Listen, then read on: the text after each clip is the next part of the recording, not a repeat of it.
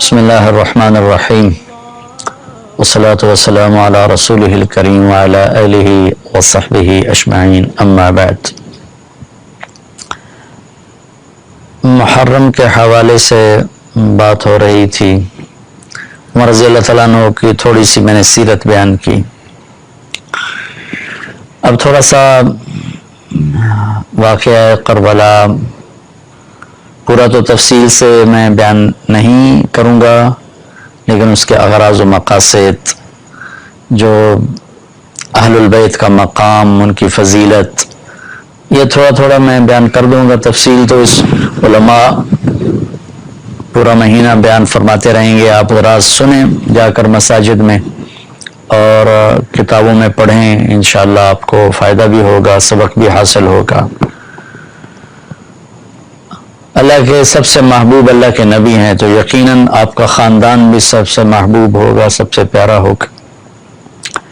آپ نے فرمایا اللہ تعالیٰ نے ساری آدم کی نسل میں سے عربوں کو پسند کیا، پھر سارے عرب کی نسل میں سے اللہ تعالیٰ نے ایک عرب سردار ہے مضر، ان کو پسند کیا، پھر مضر کی نسل میں سے الگ کر کے اللہ تعالیٰ نے قریش کو پسند کیا، پھر قریش کی نسل میں سے اللہ تعالیٰ نے حضرت ہاشم کو پسند کیا جو آپ کے پردادا ہیں۔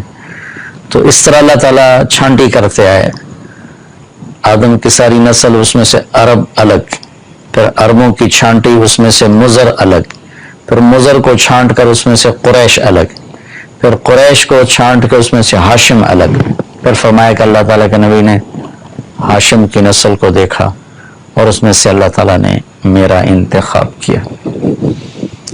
تو اہل البیت یعنی میرے نبی کا گھرانہ، ان کی فضیلت کے لیے میرے پاس نہ الفاظ ہیں، نہ کلمات ہیں، نہ تعبیرات ہیں، لیکن ایک چھوٹی سی بات آپ کے سامنے پیش کرتا ہوں کہ جو درود ہمیں نماز میں ہمارے نبی نے سکھایا کہ نماز میں اس طرح درود پڑھو، اللہم صلی علی محمد وعلی آل محمد کما صلیت علی ابراہیم وعلی آل ابراہیم انک حمید مجید، اللہم بارک علی محمد وعلی آل محمد کما بارکت علی ابراہیم وعلی آل ابراہیم انک حمید مجید۔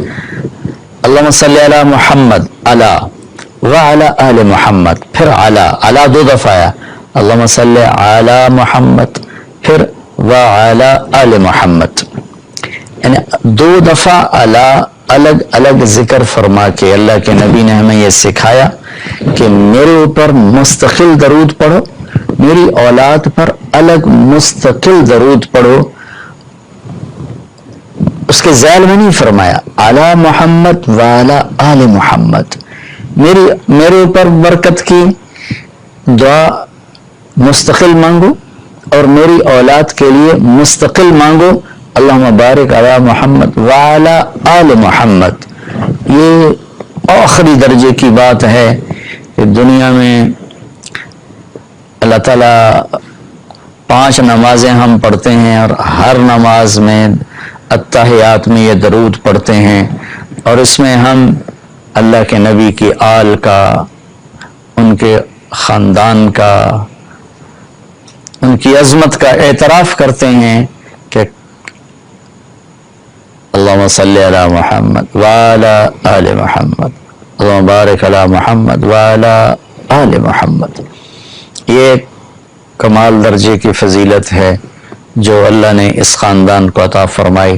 اس خاندان کی عظمت کے لیے اتنا ہی کافی ہے کہ اس میں اللہ نے اپنے محبوب کو چنا اور ان کو اپنا حبیب بنایا، خلیل بنایا، محمد و احمد، ماہی و حاشر، عاقب و فاتح، خاتم، طہ، یاسین، ابو القاسم، حاشر، رشید، ناصر، نصیر، نبی العالمین، رسول العالمین، رحمت للعالمین، کافۃ للناس بشیرا و نذیرا، شاہد، مبشر، نذیر، داعی الی اللہ، سراج منیر، ہادی و مہدی، مزمل، مدثر، طہ، یاسین، یہ سب خوبصورت نام میرے اللہ نے اپنے محبوب کو عطا فرمائے، اور جیسے ان پر اپنی نظر کرم فرمائی ایسے ہی ان کی گھر پہ اللہ تعالیٰ نے اپنی نظر کرم فرمائی کہ بیگمات کے بارے میں فرمایا ازواجہ امہاتہم، میرے نبی کی بیویاں تمہاری مائیں ہیں،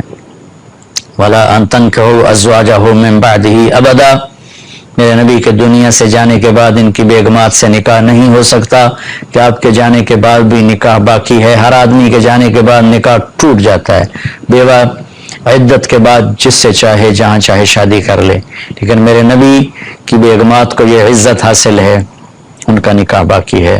پھر اللہ نے اپنے نبی کو پابند کیا وَلَا أَن تَبَدَّلَ بِهِنَّ مِنْ أَزْوَاجٍ وَلَوْ أَعْجَبَكَ حُسْنُهُنَّ، میرے محبوب بس یہی آپ کی بیویاں ہیں، اس کے علاوہ اب آپ اور کسی عورت سے نکاح نہیں کر سکتے، نہ آپ ان کو طلاق دے سکتے ہیں، نہ ان کے اوپر آپ اور کوئی شادی کر سکتے ہیں۔ بیگمات، پھر اولاد، آپ نے فرمایا لوگوں کی نسل چلتی ہے بیٹے سے، میری نسل چلے گی میری بیٹی فاطمہ سے، اور آپ نے ارشاد فرمایا کہ سیدہ شباب اہل الجنت الحسن والحسین، جنت کے نوجوانوں کے سردار ہیں حسن اور حسین، اور آپ نے فرمایا علی مجھ سے ہے میں علی سے ہوں، اور آپ نے فرمایا فاطمہ بضعۃ منی، فاطمہ میرے جسم کا ٹکڑا ہے، جس نے اسے دکھ دیا اس نے مجھے دکھ دیا، جس نے اسے خوش کیا اس نے مجھے خوش کیا، اور آپ نے فرمایا کہ فاطمہ تو اور میں اور یہ دونوں یعنی حسن اور حسین اور یہ جو سویا ہوا ہے،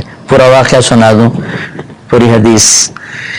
اللہ کے نبی حضرت فاطمہ کے گھر میں تھے، بچے سوئے تھے، علی بھی سوئے تھے، حضرت حسن کی آنکھ کھلی، کہا ماں جی پانی پینا ہے، تو فاطمہ رضی اللہ تعالیٰ نے اٹھی پانی کے لیے، تو آپ نے فرمایا بیٹھ جا، آپ نے گلاس اٹھایا، سامنے گھڑے میں پانی تھا وہ نہیں لیا، باہر نکلے، صحن میں حضرت علی کی بکری کھڑی تھی، ایک بہت کمزور جس میں دودھ کا قطرہ نہیں تھا، آپ نے ایسے تھنوں کو ہاتھ لگایا، وہ پورے بھر گئے دودھ سے، آپ نے تازہ دودھ نکال کے گلاس بھر کے اندر آئے، تو حسین بھی جاگ گئے تھے، تو حضرت حسن سے آگے بڑھ آئے، آگے لپک کے لینے لگے، تو آپ نے فرمایا تو پیچھے ہٹ جا۔ اس فاطمہ نے عرض کی یا رسول اللہ کیا آپ کو حسن سے زیادہ پیار ہے؟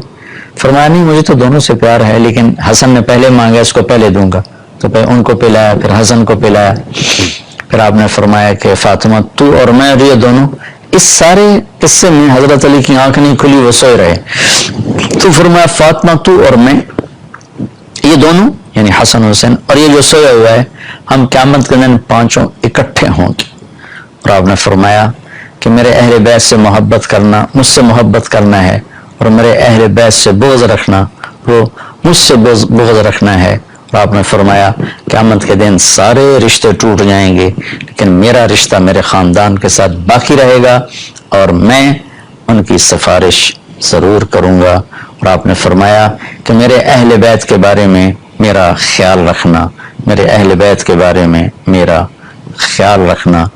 اور شیخ الاسلام ابن تیمیہ رحمۃ اللہ علیہ کا میں ارشاد پڑھ کے سناتا ہوں کہ انہوں نے فرمایا کہ اہل السنت والجماعت کے اصول میں سے ہے اپنے دلوں کو، زبانوں کو اصحاب رسول کے بارے میں صاف رکھنا، پاک رکھنا، اور اہل بیت سے محبت کرنا اور ان سے دوستی رکھنا، اور اللہ کے نبی کی وصیت کا ان کے بارے میں خیال کرنا، کیونکہ اللہ کے نبی نے فرمایا تھا غدیر خم میں کہ میں تمہیں اپنے اہل بیت کے بارے میں اللہ تعالیٰ کا واسطہ دیتا ہوں، تم ان کے ساتھ اچھا سلوک فرمانا۔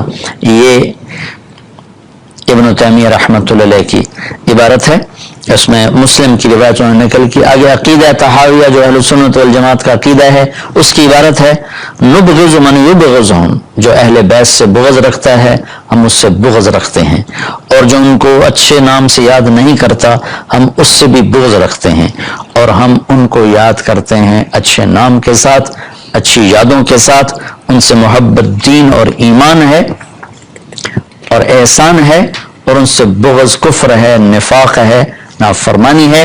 اور پھر فرمایا جو اللہ کے نبی من احسن القول فی اصحاب رسول، میں اس کو عربی میں نہیں پڑھ دوں، نبغض من یبغضهم وبغیر الخیر یذکرهم ولا نذکرهم الا بخیر وحبهم دین و ایمان و احسان وبغضهم کفر و نفاق و طغیان، اس کا ترجمہ میں پہلے کر چکا ہوں۔ پھر آگے فرمایا من احسن القول فی اصحاب رسول اللہ، جس نے اصحاب رسول کے بارے میں اچھا بولا، و ازواجہ الطاہرات، اور آپ کی پاکیزہ بیگمات کے بارے میں صحیح بول بولا. وَأَزْوَاجِ الطَّاهِرَاتِ مِنْ كُلِّ دَنَسٍ جو ہر برائی سے پاک، ہر گندگی سے پاک. وَذُرِّيَّاتُهُ الْمُقَدَّسِينَ مِنْ كُلِّ رِجْسٍ اور آپ کی پاکیزہ اور مقدس اولاد کے بارے میں جس نے اچھا بول بولا وہ نفاق سے، منافقت سے بری ہو گیا. یہ امت مسلمہ کا عقیدہ ہے. اور یہ میرے سامنے صحیح روایات ہیں کہ میں تمہیں اہل بیت کے بارے میں اللہ کا واسطہ دیتا ہوں. مسلم کی روایت ہے کہ ان کا خیال رکھنا. اور پھر آپ نے فرمایا کہ علی تو مجھ سے ہے، میں تجھ سے ہوں. پھر آپ نے فرمایا میرا یہ بیٹا حسن یہ سردار ہے، 2 مسلمان جماعتوں میں ان قریب یہ صلح کروائے گا. پھر آپ نے فرمایا کہ حسن اور حسین جنت کے نوجوانوں کے سردار ہیں اور یہ اللہ کے محبوب کے خاندان کو نمایاں کرتی ہیں، بڑا کرتی ہیں. اور آپ نے فرمایا یا اللہ میں حسن حسین سے پیار کرتا ہوں، تو بھی ان سے پیار فرما. اور یا اللہ جو ان سے پیار کریں ان سے بھی پیار فرما، اور جو ان سے بغض رکھیں ان سے بغض رکھ، جو ان سے پیار کریں ان سے پیار کر. اہل بیت سے محبت نہ کرنا یہ نفاق ہے، منافقت ہے، کفر ہے. اہل بیت سے پیار کرنا ایمان ہے، ایمان کا کمال ہے، ایمان کا کمال ہے. جس گھر میں اللہ نے اپنے حبیب کو پیدا کیا، جس نبی کی گود میں ان کی اولاد پروان چڑھی، اگر ہم ان سے بغض رکھیں گے تو ہمارا ایمان کہاں چلا گیا؟ نہ ایمان ہے نہ ایمان رہے گا. ان کی محبت ہی اصل ایمان ہے، ان کی محبت ہی اصل ایمان ہے. ایک روایت یاد ہے کہ میرے نبی نے فرمایا جس نے میری اولاد میں سے کسی کے ساتھ اچھا سلوک کیا اور میری اولاد کا کوئی فرد اس احسان کا بدلہ نہ دے سکا غربت کی وجہ سے یا کسی اور وجہ سے، تو قیامت کے دن میں اس کی طرف سے اپنے اس امتی کو اس احسان کا بدلہ دوں گا جو میری اولاد میں نہ دے سکا. اس پر میں ایک واقعہ سنا دیتا ہوں. یہ ابن جوزی رحمۃ اللہ علیہ جیسے محدث نے اس واقعے کو نقل کیا ہے اپنی کتاب البر والصلہ میں کہ ہرات میں ایک سادات فیملی تھی. وہ خاتون جوانی میں بیوہ ہو گئیں، بچیاں تھیں، تنگ دستی آئی تو انہوں نے سمرقند کی طرف ہجرت فرما لی. رزق کی معاش کی تلاش میں وہاں پہنچی تو پوچھا کوئی یہاں سردار، کوئی سخی. چونکہ نووارد تھی تو لوگوں نے بتایا کہ ایک تو یہاں مسلمان بڑا سردار ہے اور پورے علاقے کا رئیس ہے، اور ایک یہاں آگ کا پجاری آتش پرست ہے، وہ بھی بڑا رئیس، بڑا سخی مالدار ہے. تو انہوں نے سوچا کہ میں غیر مسلم کے پاس کیوں جاؤں. وہ مسلمان کے پاس گئی اور اس سے فرمایا کہ میں آل رسول ہوں، پردیسن ہوں، میری بچیاں ہیں، مجھے ٹھکانہ بھی چاہیے، کھانا بھی چاہیے.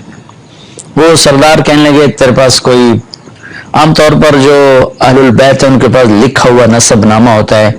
میں نے کئی گھرانوں میں ماشاءاللہ دیکھا اللہ کے رسول تک ان کے سارے آبا کے نام لکھے ہوئے. تو کہا تیرے پاس کوئی سند ہے؟ اس نے کہا بھائی میں تو پردیسی ہوں، غربت کی ماری میں کہاں سے سند دکھاؤں. تو وہ کہنے لگا یہاں تو پھر ہر دوسرا آدمی کہتا ہے میں سید ہوں، آل رسول ہوں. تو اس نے کوئی اچھا جواب نہیں دیا.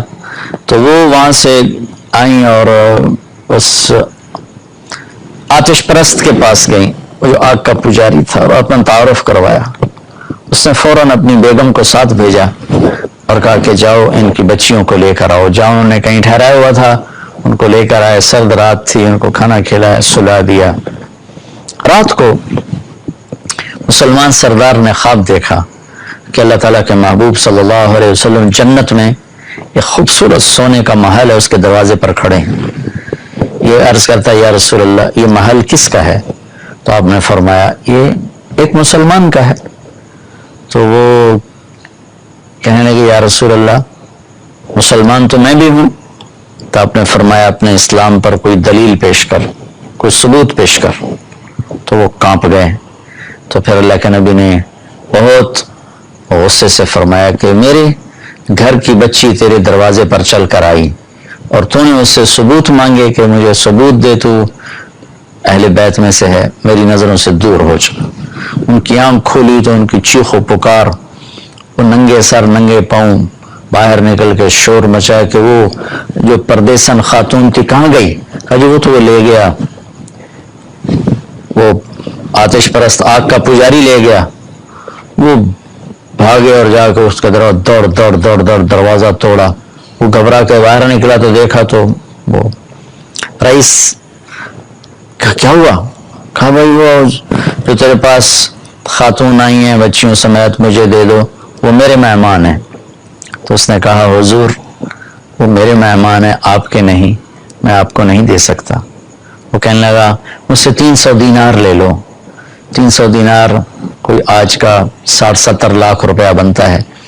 کہ مجھ سے 300 دینار لے لو اور وہ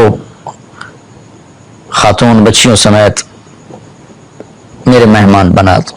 تو وہ رونے لگا، کہا کہ میرے بھائی بن دیکھے کا سودا کیا تھا، اب تو دیکھ چکا ہوں، اب میں تمہیں کیسے واپس کروں؟ کہ میں نے بھی خواب دیکھا، جنت کے دروازے پر اللہ کے نبی کھڑے ہوئے تھے، تجھے ڈانٹ پڑ رہی تھی، تجھے کہا جا رہا تھا دور ہو جا۔ اس کے بعد اللہ کے نبی میری طرف متوجہ ہوئے اور فرمایا تو نے میری بیٹی کو ٹھکانہ دیا، چل تو تیرا سارا گھر سب بخشے گئے، سب کے لیے جنت کا اللہ نے فیصلہ کر دیا۔ کہ میری آنکھ کھلی ہے، میں ایمان لا چکا ہوں، میرا سارا گھر کلمہ پڑھ چکا ہے، ہم سب مسلمان ہو چکے ہیں، ہم وہ دولت آپ کو کبھی واپس نہیں کریں گے۔ یہ اہل البیت ہیں، اور یہ کوئی 300-400 سال کے بعد کی نسل ہے، تو حسن حسین کا کیا مقام ہوگا، زین العابدین کا کیا مقام ہوگا، زینب کا کیا مقام ہوگا، فاطمہ کا کیا مقام ہوگا، علی کا کیا مقام ہوگا، عباس کا، جعفر کا، عقیل کا۔ آل رسول ہیں، حضرت عباس کی اولاد، حضرت علی کی اولاد، حضرت عقیل کی اولاد اور حضرت جعفر کی اولاد۔ ان 4 حضرات کی اولاد کو آل رسول کہا جاتا ہے، اور پھر اس میں سب سے عالی شان ہیں جن کا سلسلہ حضرت حسن حسین یعنی حضرت فاطمہ سے چلا۔ حضرت علی رضی اللہ تعالیٰ عنہ کے حضرت فاطمہ کے بعد آپ نے 7 شادیاں اور کی، ان سے بھی آپ کی اولاد ہے، وہ بھی اہل البیت ہیں، چونکہ حضرت علی کی اولاد ہیں، ان پہ بھی صدقہ حرام ہے۔ لیکن جو مقام حسن حسین کو حاصل ہے جناب فاطمہ رضی اللہ تعالیٰ عنہ اور جناب رسول اللہ صلی اللہ تعالی وسلم کی نسبت، وہ اور کسی کو حاصل نہیں۔